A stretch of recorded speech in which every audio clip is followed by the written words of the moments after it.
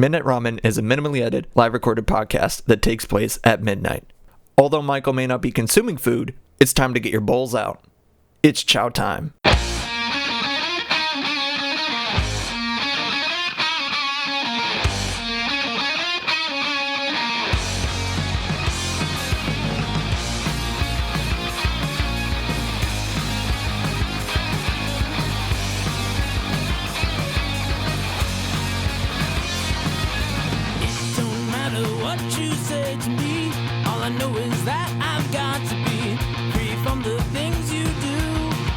But I'll come back to you. Break stride, sailing me. Free falling, choose my enemy. Free from the things you say. It will all come back someday. Good evening, gamers and other folks alike. I hope y'all are doing okay today or tonight, wherever you are. Today, tonight, this morning, this afternoon, this evening, and good night. Wait. Hold on. Yeah, you get the idea. You are listening to Midnight Ramen with me, Michael. Hope y'all are doing good. Wait. Now I got myself again. So anyway, if you want to watch this happen live and correct me or something like that, you can go to twitch.tv/MeltzLyric Original, all one word. Actually, that doesn't matter, does it? No, it does matter. It does matter.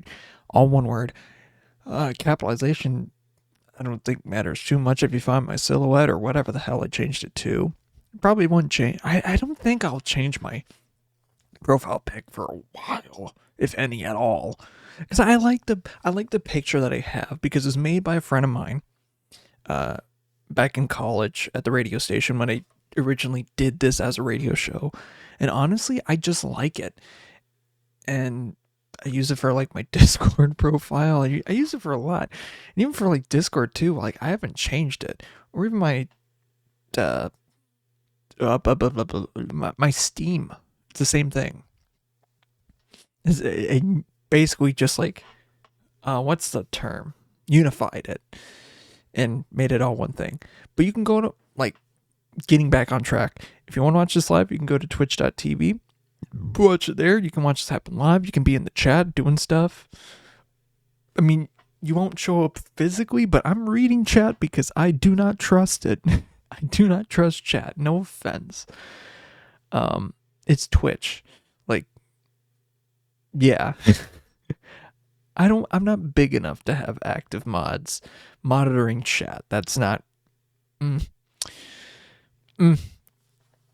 like, yeah, I don't get that. I don't get how, like, we'll get to that in a second. But if you want, you can watch this not only the show, but you can watch the after show, which happens right after it, where I just really edited this down and talk and play games and stuff like that, which is pretty fun.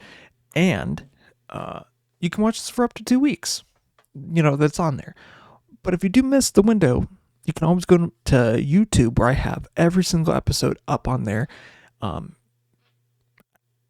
I forget what I was talking about with Popsky on a couple episodes ago about like uploading onto other platforms. I'm debating whether to put every single episode on there as of right now or just start at episode 100.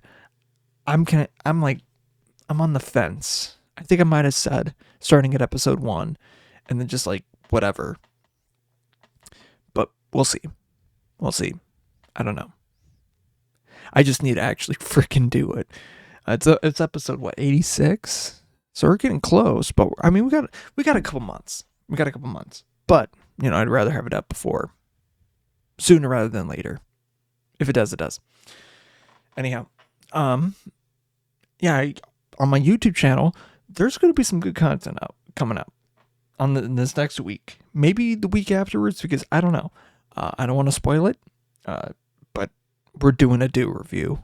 We're back at it again with another do review. For my breaks, I'm going to be drinking one of the two, red and the white. I'm not going to say how I like them or dislike them. That is for the video that I'm currently editing. I got the thumbnail already done, and I'm currently working through the video itself, which actually isn't too bad. But if you're watching the video of this now, you can notice that I shaved. Yeah. I just thought I really want to get rid of my beard, and I kind of like this style that I have going on. Like, I like the stash still there. I like it. Like, it wasn't like, even though it wasn't that big of a beard, you know, I felt like I wanted to get rid of it. It just felt weird. And honestly, it needed to go. It needed to go. It's like, I was like, I'm done with it. I might, like, if it were growing out thicker, I would say it can stay, but no. That thing was just like, it existed. And honestly, the amount of times that I got like food in there, like stuck or liquid, just like slobbering on, it's like, yeah, no, it needs to go. You're done. You're done. You're done. But yeah, that may and or may not come up in the video. It will come up in the video as a bit. Because that's what I kind of wanted to do. I don't know, for the longest time I wanted to do like, me shaving as like a bit in a video. And hopefully, if I edit it good or whatever, it comes out pretty slick. Hopefully, yeah. If the edit is good, it'll be fine. Yeah. I mean, there's not a whole lot to that. And I did use it for TikTok already, but because I was doing magic stuff. Typical. And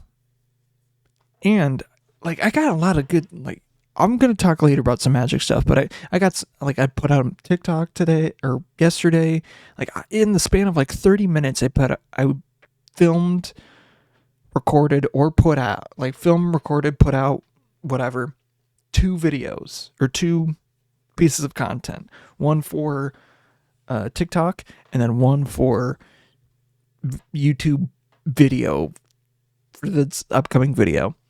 And apparently there's another limited time or whatever exclusive Mountain Dew at a different gas station. I think it's at 7-Eleven / Speedway. I don't know if it's 7-Eleven. I think it might be right. I can't remember exactly off the bat. Well, you know what? Let's look this up. Oh, look at me. I want to believe... Oh, wait, it's over here.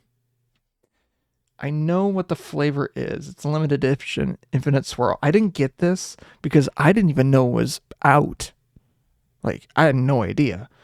Only when I started filming or getting, like, prepared to get ready to film, I learned that this is already, like, kind of out, even though it's coming out in June. They haven't really posted anything about it, so it's weird. But it's a limited time one. It's like pineapple strawberry, which honestly, that sounds pretty sweet. I do like that kind of flavor. Pineapple's sick. Mango's good. Honestly though, and this is not to spoil the video, but I'm gonna say that they've been putting out pretty banger lemonade flavors recently. Like, I do not enjoy Spark.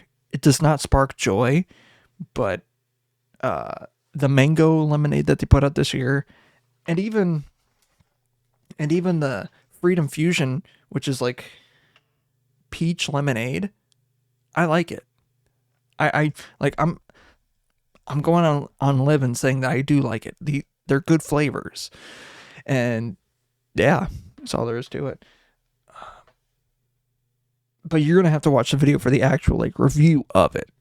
I'm not getting too deep into like the flavors and thing right here. If you do want to see it, you have to watch the video on YouTube.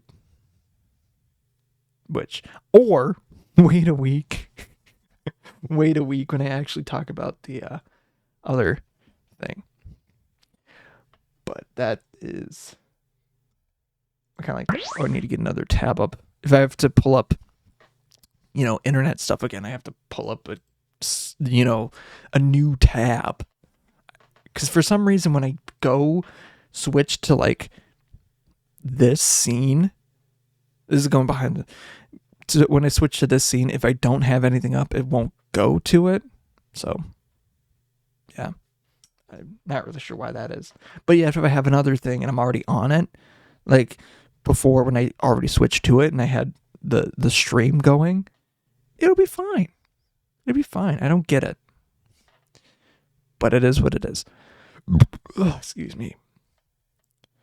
I've been doing some so I think a couple weeks ago I got off my ass and I was doing like some work and stuff, some business stuff, and I finally started using the retirement, whatever funding thing that my work uses through Empower. Like they do like a matching thing up to $1,000 each year, which is pretty dang good. Like it's good.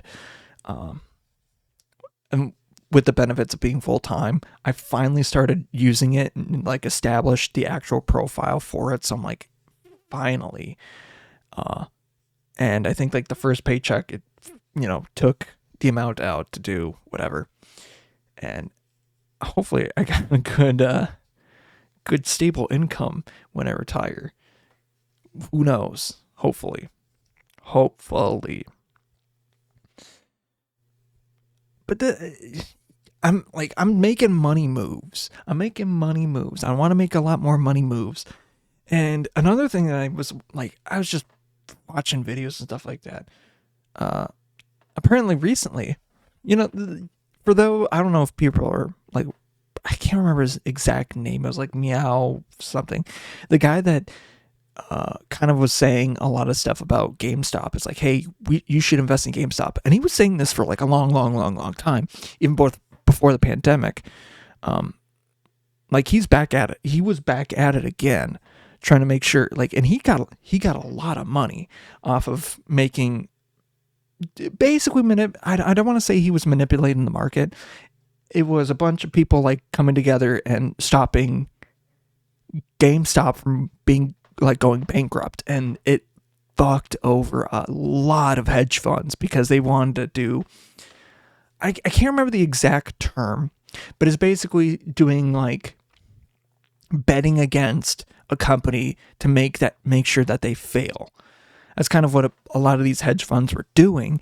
And this guy was like, I'm very bullish on GameStop, and he lists like a lot of reasons, like legitimate reasons why. And he used to be work for an accounting firm, and he was like, yeah, there's a lot of reasons why I believe that they're bullish. And he was saying this for years and years and years before it even became a thing. And he was like, they're a steady company, they know how to adapt to the environment, things like that. And even with the new console generation, like GameStop is for what they are, GameStop knows how to adapt. And it was so even around the pandemic, it's so cool to see what GameStop is still thriving and surviving as a company. Because even though the resale stuff, if you try and trade in, it's not as it's a scam. It's basically a scam. You buy $60 for a thing and then you get pennies back, basically. But they're a good company and they're not bad. The store cares and they want to make sure that they are good at accompanying. They have stuff. And they have a lot of niche games that you can't find at, say, Target or Walmart or other big box stores, which is really good. And even going into the more digital age with the Xbox doing all digital, PlayStation doing all digital, PC's already got Steam and stuff like that. I mean, they're still providing that experience that you can you can buy things there, and that's really cool. And I think it's not going to go away. I don't think physical gaming should go away for a long time. Because one, it only takes so much and then all of a sudden, your games don't work. Two, it's easier because you can store a lot of information on the discs of the games and you can do that thing. If anything else, like just do 2 discs. Like they did it back in the day for the original like PlayStation stuff like that. For bigger games like say Final Fantasy VII, there was like at least 2 discs from what I can recall. Like I haven't played the full thing, but I know they had multiple discs for Final Fantasy VII. That once you got to a certain point in the game, you could just transfer it out. Like, pop in disc 2, and then you pop in disc 2, and then you go from there. What else? Like, I feel like that's a thing that should happen for, like, say, bigger story games, if that has to happen. Because doing all digital stuff, like, now, like, this upcoming, like, COD Black Ops 6 is a 300 gig download. That's kind of nasty. When, like, your typical, quote unquote, like say Xbox or PlayStation has maybe a terabyte of memory. That's a third without updates. That's a third of your station, your gaming station, gone. Yeah. Of memory. All of that's gone. Yeah, I think people want to keep and if discs are a good way to keep that number low, yeah, I think they're a good thing to have still in the upcoming future. But it's also like the 300 gigs is low because what they're also planning on doing is like using some of the weight and distributing it over servers, which they've been doing for years now. They've been doing it since 2019 in Black Ops 4. And I think they've got it to a point where it's more stable. Because I remember in the Black Ops 4 days, and I didn't play Black Ops 4 because I was a zombies player, and the amount of frustration coming from the zombies community was enough to tell me, don't get it. And like there's a lot of things going on there.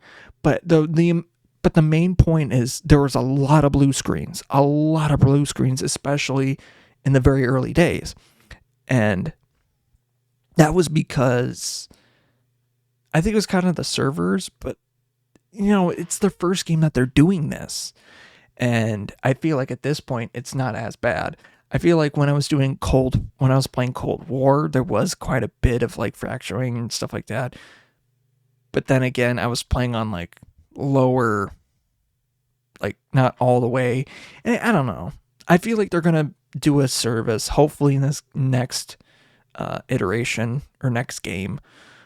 I'm especially with it being on Game Pass, I am gonna play it for freaking sure. I have Game Pass, and like with Game Pass being the way that it is, that's a freaking steal, dude. You not only get that, like if you got Game Pass just for Call of Duty, I don't know why you would do that, but if you can do it for that, but you also got all these other games on there that are just freaking crazy. You got Fallout 4.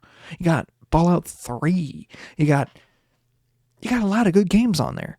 Like a lot of good games. And I like games. Unlimited games. But no games. You don't own them at the end of the day. But as long as they're on there, you can play them. Which isn't too bad. And you can still buy them too. You can still buy games outright, but that's what I like about the digital stuff is that you're able to like do the trial things with that, with the online services like Game Pass or PlayStation Network. You can test the games before you buy the game. Outright buy it, which is pretty good. I mean, obviously for a fee because, monthly fee, because everything's got to do that now. But that's good. It makes sure that people like games companies and, mega corporations know what people are interested in.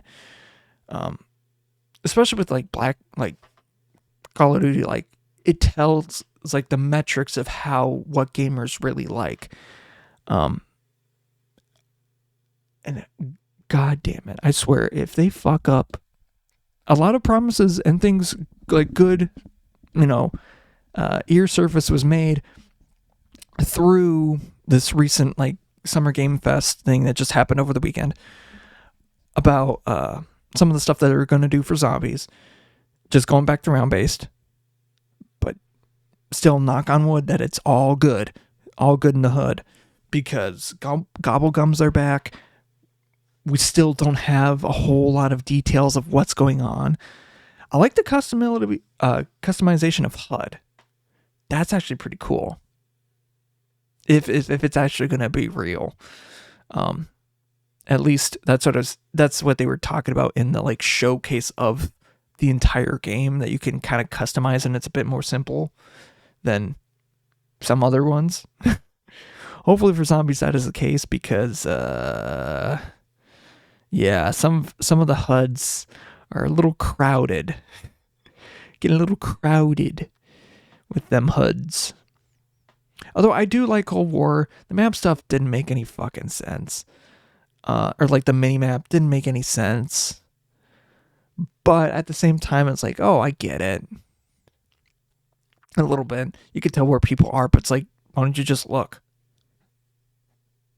Like, you can probably like see other characters around the map through floors, see where their name tags are. It's like, duh.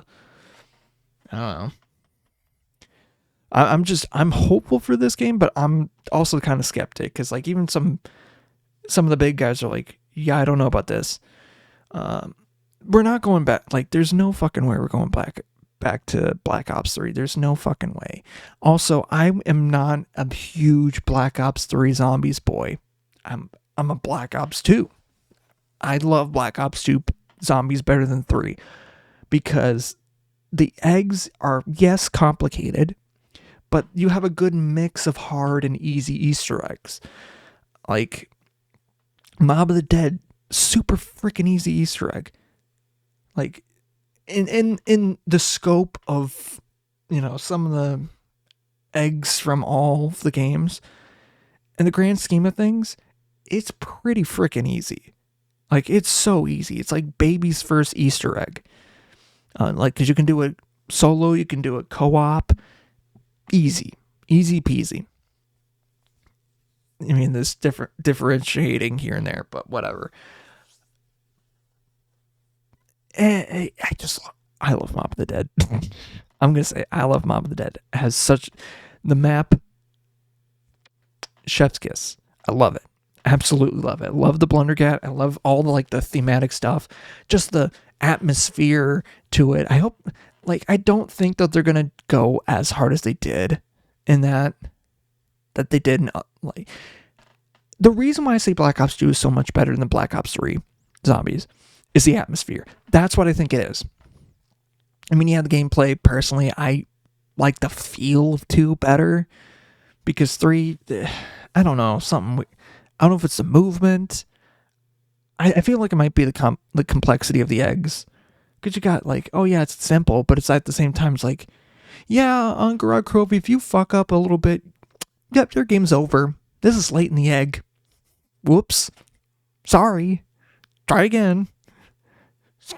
Sit there for 2.5 hours just to get nowhere. Well. And like, you also got to have certain gobblegums, you know, or else you're not going to do the Easter egg. Good luck. You'll need a guide. It's like, I don't like having that. And that's kind of why, a little bit why I like Cold War better, is because of that. It's because, like, oh, I don't have to give a shit about Easter eggs. I don't have to give a shit about, right, I don't have to care about, you know, looking all over hell just to find a part on a table.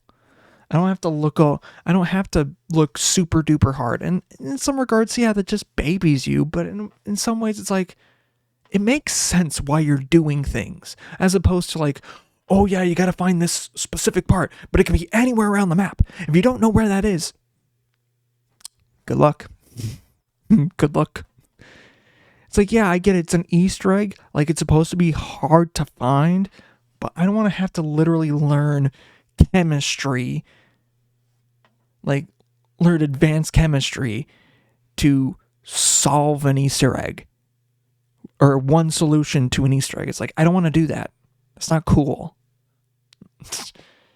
And that's actually not Treyarch. That's Infinity Ward on that one. That little chemistry one. That was from Attack of the Radioactive thing in Infinity War Zombies. It's like, it would be fun to do those too, but like, some of those are just fucking dumb. Some of those steps and those maps are just like, why would you think to do that? Like, why would you think to do that?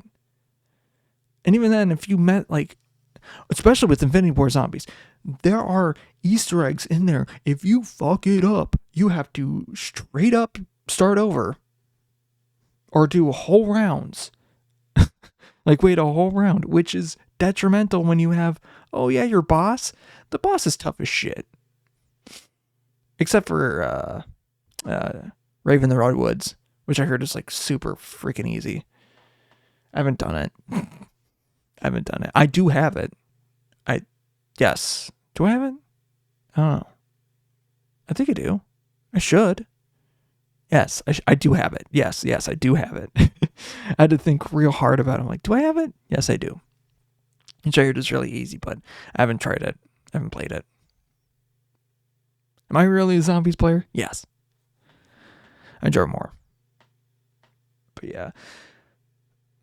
Where was I going with this? Oh yeah, something about CDs. CDs nuts. I got them. You know what we should go into? We should go into Magic, because I'm just like petering off into a conversation that I don't really know what I'm going anywhere with. And to get back on track with what I really was originally talking about,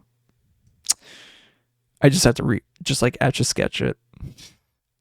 So we're hard cutting to Magic cards.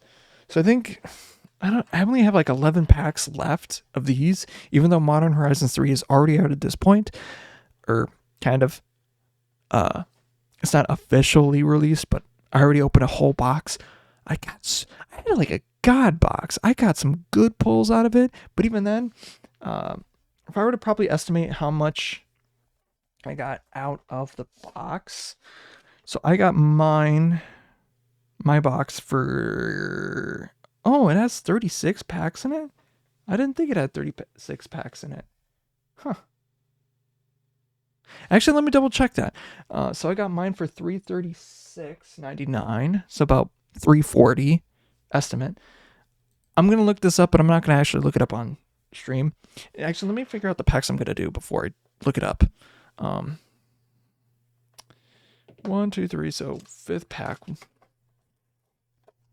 So 1, 2, 3, 4, 5. So that one.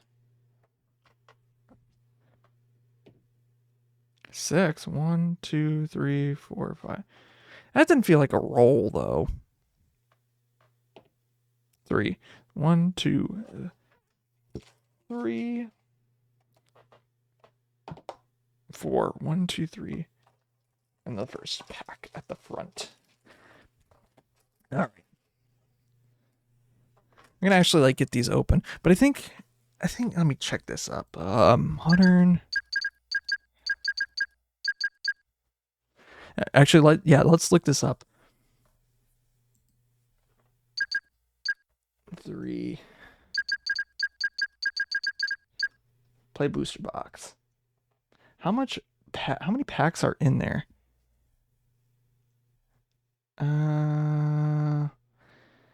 What does it say? What does it say? How many packs are in there? TCG player. That'll be a good place to look. 36 packs. Okay. That makes sense. Just go back to the actual play one. So let me do the math for 36 packs. By like $340. That's a little under $10. Like $9, $9.50. Let's just say. I got some, like, even with the cards that I got, some of the banger ones, I'm pretty sure I like barely squeaked over that line. For the MSRP of like $300 something, that ain't worth it. Like, I got like in 2 cards, 2 exact same copies of the cards, I got like half the box. And even after that, still, Like even after all the banger pulls that I got from it, I can't say that it's even close to being worth the box. Or it is worth the box, but it's like if I had to get God pulls to get it, I don't know, Chief. Skullduggery. Let's just get to the freaking point, dude. Ooh, foil forest, full art. We got a quick draw. We got Bedevil. And on the end, we got Hell to Pay. That's a good card. Not the best card, but it's a good one. That was only a pack 1. Honestly, Hell to Pay is not that bad of a card. I haven't seen it in a while. I haven't really seen it in constructed play. At least. Like in a standard or whatever. On Arena, I'm saying. I have seen Slick Shot show off quite a bit. God, that thing fucking... Like, I like the card, but it is a pain in the ass to deal with. Because you get all these guys that are just like mono red spell slingers, just casting them, just like, playing it turn 1 or 2. And there's plot. Like, you can bring it out whenever. Like, if you don't have spells, you can bring it out whenever. But they don't. It just comes out, which doesn't make any sense. I don't know why that is. So we got a Plains. Foil Clear Shot. It actually does look slick. And then we got Humiliate. Behind that, we got Vladimir New Blood. Whenever you commit a crime, put a +1/+1 counter on him, whatever. And then some more uncommons after that.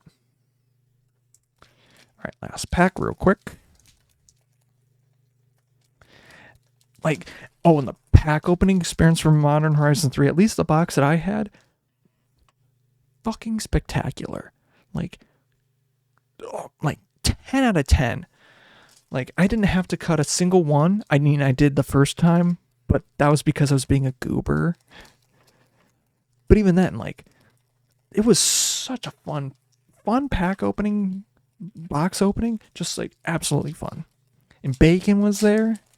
Oh my God. He was like sitting in the corner, like being a good boy. I think he like made that box lucky, if I'm going to be completely honest. Let's just get to it. Fuck it. Ooh, Annie joins up with the foil art card. Heck yeah. A little bit over there. We got a Cactus Sure Shot. Hindering Light. Ooh, I mean, I already have this one. I already have Esoteric Duplicator. I have like multiple copies. Then we have, that was Kellen. Kellen joins up. The art card is there. Then we have Mobile Homestead. And then, yeah. Not bad. Esoteric Duplicator's not that great of a card, or price-wise, but it's something. Something, you know. I'll tell you that. It was a very, like, I'll go on about it. It was such a good pack opening experience. Like, the cards that I pulled from it, I'm going to use. And the ones that I think there's maybe 2 cards that I need that I didn't get. Or maybe 3. Maybe 3. And I'm not counting the commander decks because, holy shit. The Eldrazi one is nuts. Absolutely nuts, because it's Eldrazi, and Eldrazi are just crazy. They go hard. Like, crazy hard. And honestly, I don't think I need the new Eldrazi commander right now. Like, if I do get my hands on a cheap one of it, because it's probably going to go up, and I probably should have gotten it already, but whatever. But if it does, it does. It doesn't, it doesn't. If it does go up, whoops. If it doesn't, cool.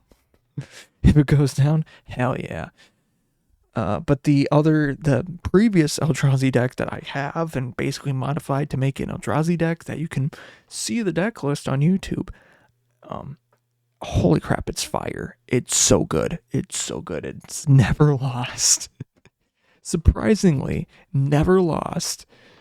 And Modern Horizon 3 added I've added the two of the big hits that I got. Ulamog and Emrakul. Yep. Two of the three Eldrazi Titans are going in the deck, I think. I don't know what I'm replacing them with, or what I'm replacing instead of, but they are definitely going in the deck, because holy crap, they're crazy. They go hard for no reason. Especially the Ulamog. Like, you basically mill an opponent half their deck.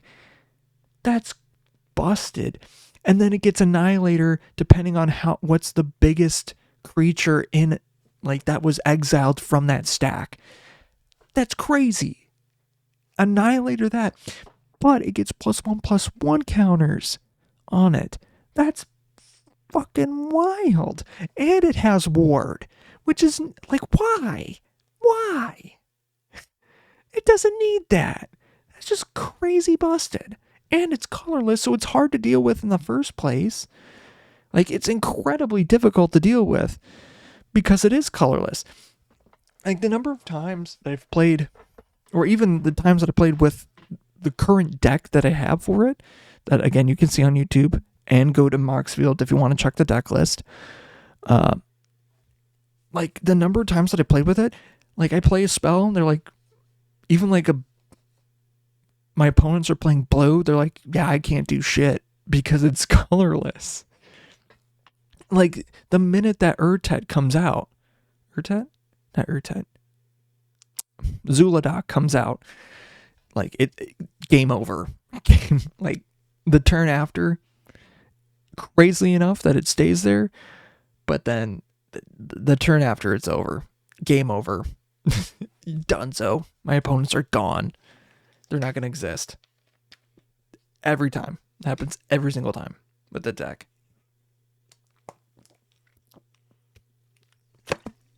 And it's gotten stronger now, which is not good. Not good. Like, it's something like it that betrays in there.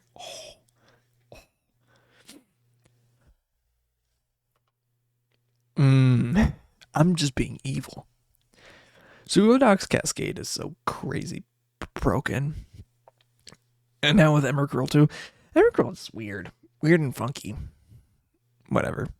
I need to get away. But I got some. So we got 2 of the 3 Eldrazi Titans. 2 Ugin's Labyrinths.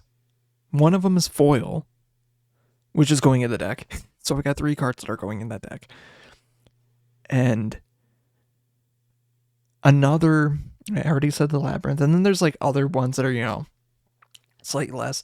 I think today I went to the card store and got like Crick's Son of Yawgmoth, which I wanted to get because, like, I think I'm gonna add him into one of my number of black decks that I've made. Oh, actually, as much as I want to get away from talking about Magic the Gathering, I'm gonna go back into Magic the Gathering. Like, I was playing with one of my buddies, and I've talked about him on the show before, but I just learned, or like, he hit me up the other week and was like, hey, I'm in town. Do you want to play and come over to my house and play? I'm like, fuck yeah. And he's been playing for like he's had cards for like years and years and years and years, but like, never learned how to play it.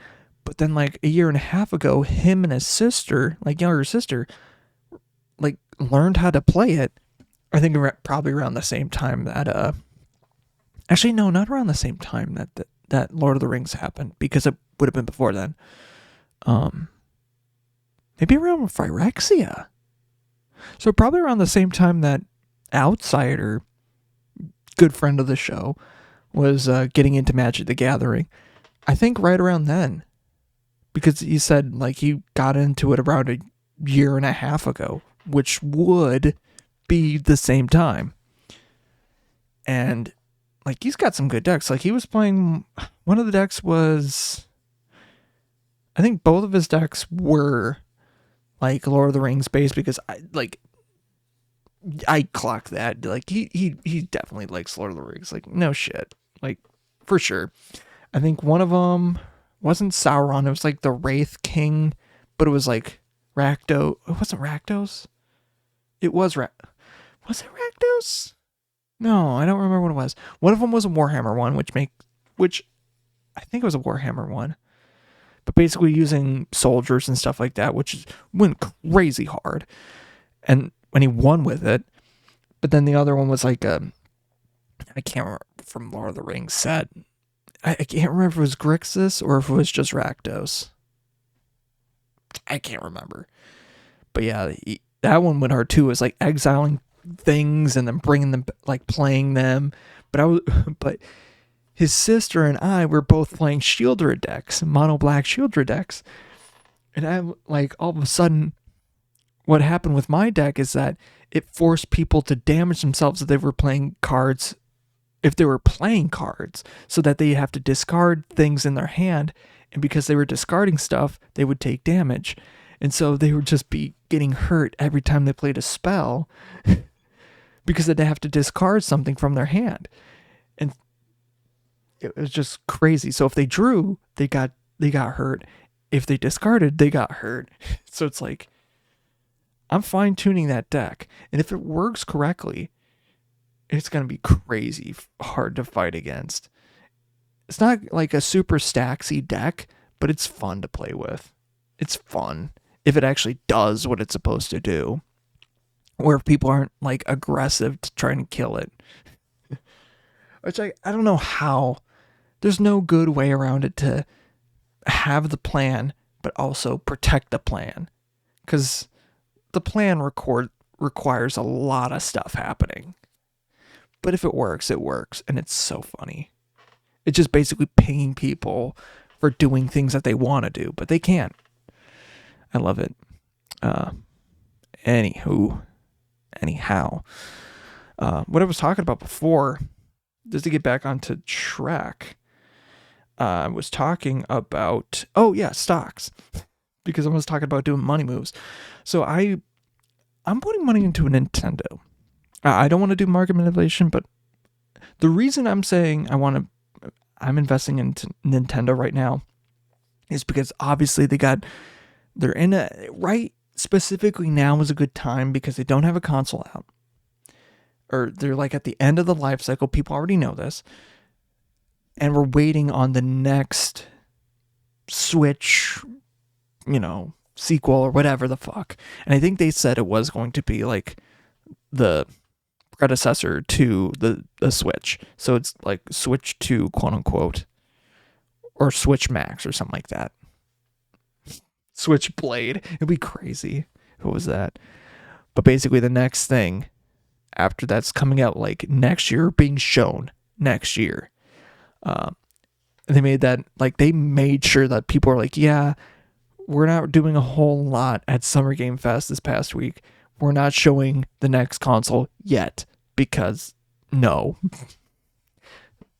So that's why I'm thinking, like, my thought process is, if it is good and Nintendo knows how to make good shit, like they know how to make good shit. I mean, besides the fact, stick drift, they know how to make good consoles. They know how to make good hardware and for their consoles and make their games optimized for the system. They know how to do it very, very well. So I'm thinking that it's going to be big. That it is something that I personally think it would be a good investment to go into. Or if it's like very low, because I feel like it will definitely go up in the near future, or near-ish future, or not so distant.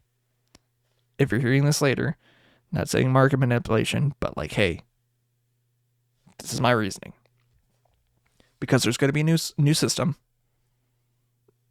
And then for like the company that they are, they can, like, they don't need a whole lot of money right now, but they're doing pretty good.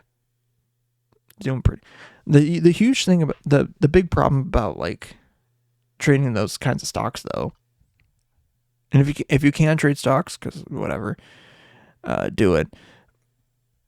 But like, because it is an overseas company, you are fixed to certain amounts. So yeah, something like that, and commissions or something weird like that. At least it was doing that on the thing that I was using for, like, I was using Robinhood for it. So yeah, depending on certain companies and whatever, and countries too. But yeah. But yeah, that's my reasoning for that. Redoing that. But the crazy thing is too, like I'm trying to, diversify my portfolio, and a lot of it's going into crypto, just into Bitcoin, because fuck it, why not? And the big mover of it is that. But I moved, like I have stock in NVIDIA, but like there's as much as like there are rules and regulations. It's very weird that certain people, not only, like I was mentioning before with like GameStop, where huge hedge funds are lost billions of dollars because people were like, no, we're not having GameStop go bankrupt, and basically prevented them from doing that. Kind of like that's what big corporations wanted to do, manipulate the market so they can profit off of it. So the thought process is, and because, what's his freaking name? Some kitty, I can't remember, was able to do it, people like the government got mad, which is crazy because big companies and politicians do it all the fucking time. Like, weird that Mitch McConnell made a lot of money off of having stocks in healthcare systems right around the time of the pandemic. Seems a little weird there. Interesting. Weird that Nancy Pelosi made a shit ton of money, like millions of dollars, off of NVIDIA by investing not too long ago. Sounds suspicious. Could be insider trading, but could have gotten good information, but her being what, fucking 70 plus years old, probably shouldn't be in Congress years old, knowing that information, I don't know, man. I don't know. I highly doubt that. That she just knew that sort of information, or thought like, maybe we should invest in this company. I don't think so.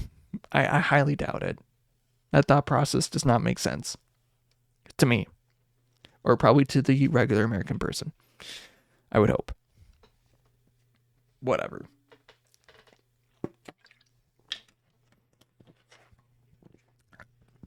I'm not saying let's manipulate the market, but I'm also saying let's manipulate the market. If big companies and politicians can do it, why can't the American populace? Not to say that isn't a good thing, because it isn't. It really isn't. And GameStop is proof of that. It's major proof of that it is dangerous. But at the same time, it's showing that stuff not, being regulated and all whatever, and saying like, oh, it's a fair market, is pretty false. Pretty freaking false. Like, I don't want to get into huge conspiracy stuff, and I hate that sort of thought line, but someone has to say it, Someone has to say it, I feel like. I just look over my magic cards and I'm just like, I like magic. God damn it. Like WotC, I swear to God, every fucking day with this goddamn company. I love Magic the Gathering, I love D&D, but I swear to fucking God, Hasbro makes the dumbest fucking decisions. Maybe Wizards of the Coast, it could be Wizards of the Coast, who knows, makes the dumbest decisions on earth. Sometimes it's amazing good, like super amazing. Sometimes it's very funny, like Hatsune Miku Secret Lair, like that's funny. That makes sense. It's funny. It doesn't, like, is there a reason for it? No, but it's funny. But when you're like, maybe this set is broken, or have a horrible response to when an artist steals art or right. And this is around the same time that they fired a shit ton of their artists. Like, let's lay off a bunch of artists, but we're still going forward with all these projects that we have going on in the next couple years, whatever. Don't really know about commissions. And then, like, going into Murders of Karloff Manor, we have, oh yeah, someone literally did some devious shit and stole again. And a lot of their work is starting to appear up that it might have been, stolen. Kind of hardish to tell, but they might have done that in the past. Whoopsies. Trouble in Paris, more like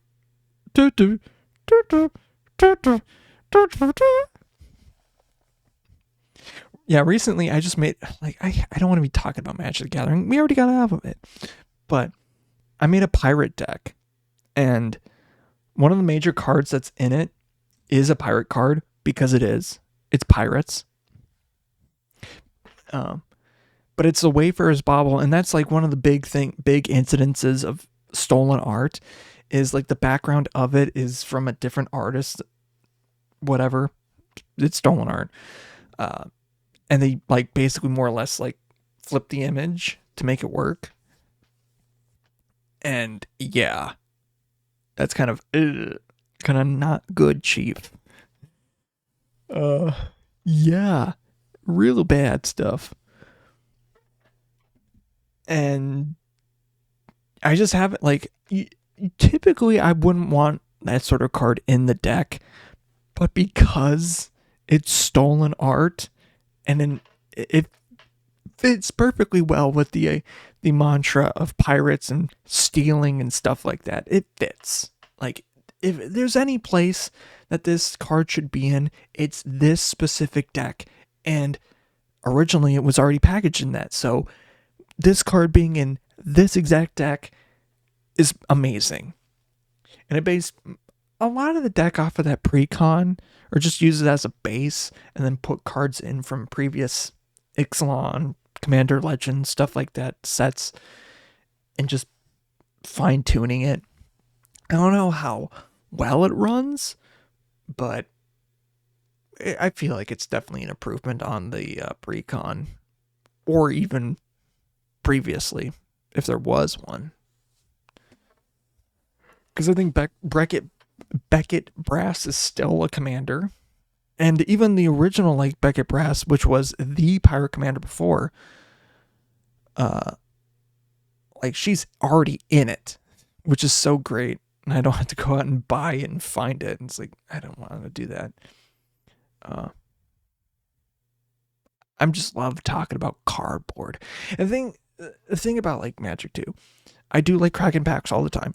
It is gambling, technically.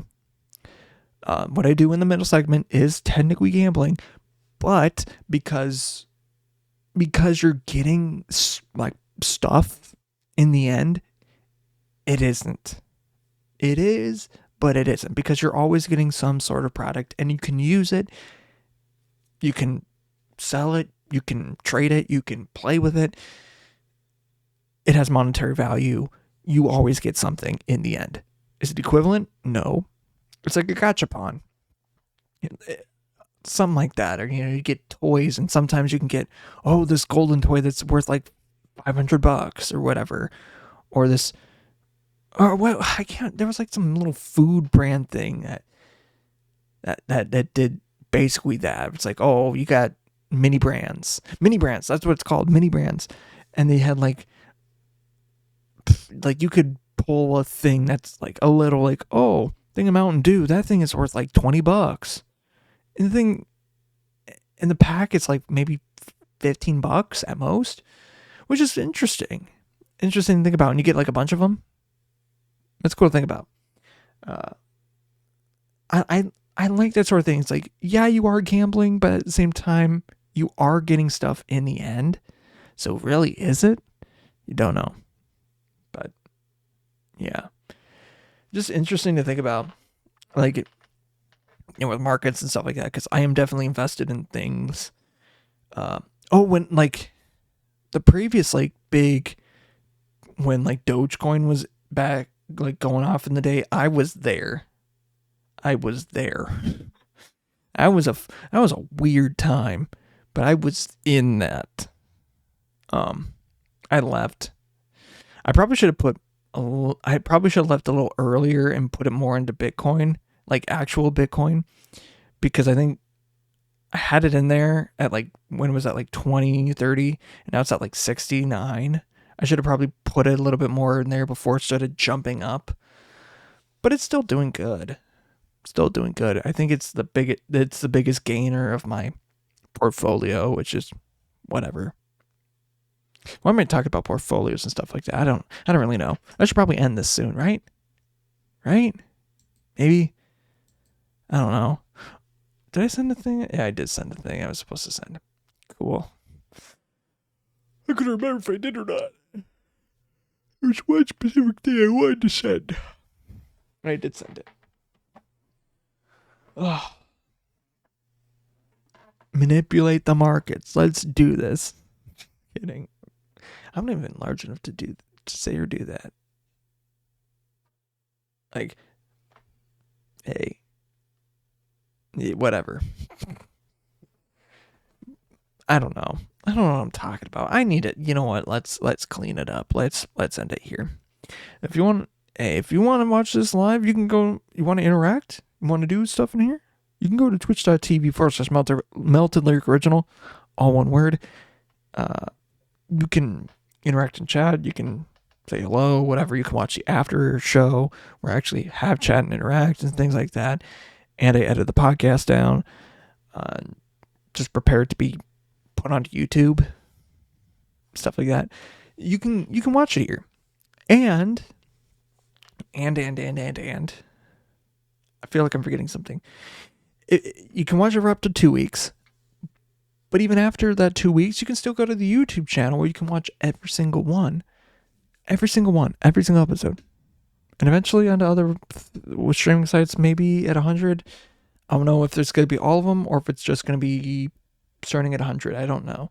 But you can watch everything on YouTube for sure. That is checked out all 86 episodes now, I think, are on there. Just go there if you miss the gap. If you miss it. Or like, oh, whatever.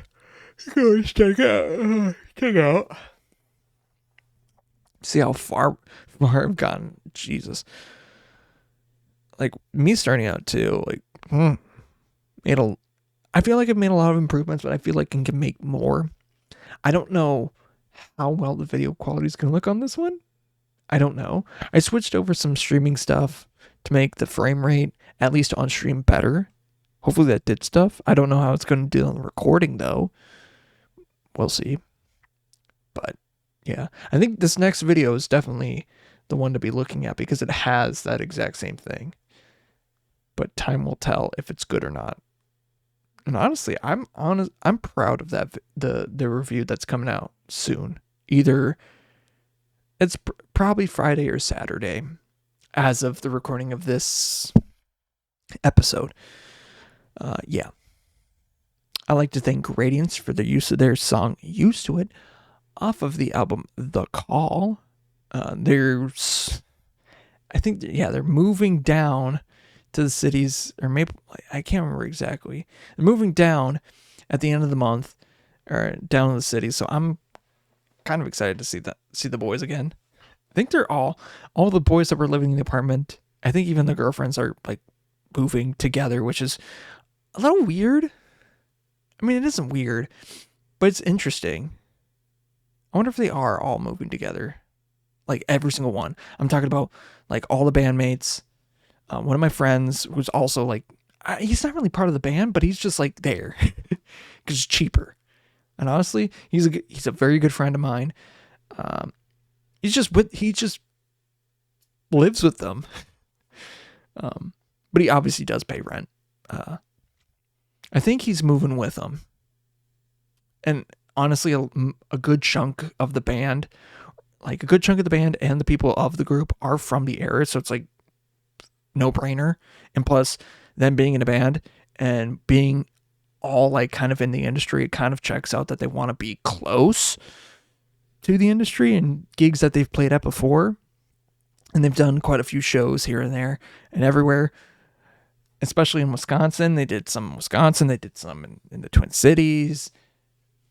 Like, they go all over. And I think being in the Twin Cities is the best place for them, because then they have an easier access to doing those kinds of shows. And that'll be fun for them. It'll be fun to see them more. Actually being able to like see them, and they're not like, oh, we're only here 4th of July weekend or whatever, or this one weekend or like one day in August. It'd be cool to see them again. And actually, I'll probably go to their house, because frick, dude, I love my boys, and I gotta, like, always gotta pay them. I feel like I gotta pay them this time, because it's been a while. But it's been a while since I could hold my head up high. You know, end the episode. Focus. Yeah. I'm just glad that I'm going to be able to see the guys again. I'm probably going to go visit them. And yeah. They're probably doing some 4th of July shit, but I can't. I feel like I probably can't. But whatever. Yeah. And thanks to you guys for listening, watching, doing what you do, and all that other stuff. If you're still all here, or, watching from whatever time zone, whatever time you're watching this. Like, yeah, the thing is, yeah, it may not be midnight where you are, but it is midnight somewhere. That's the point of that send off is because of that. But yeah. So, and thanks to you guys for listening, watching, doing what you do, and all that other stuff. But as I look at the clock right now, you guessed it, it's not midnight here anymore. But it is midnight somewhere. But until it becomes midnight here, once again, I will see you later. But until then, bye-bye.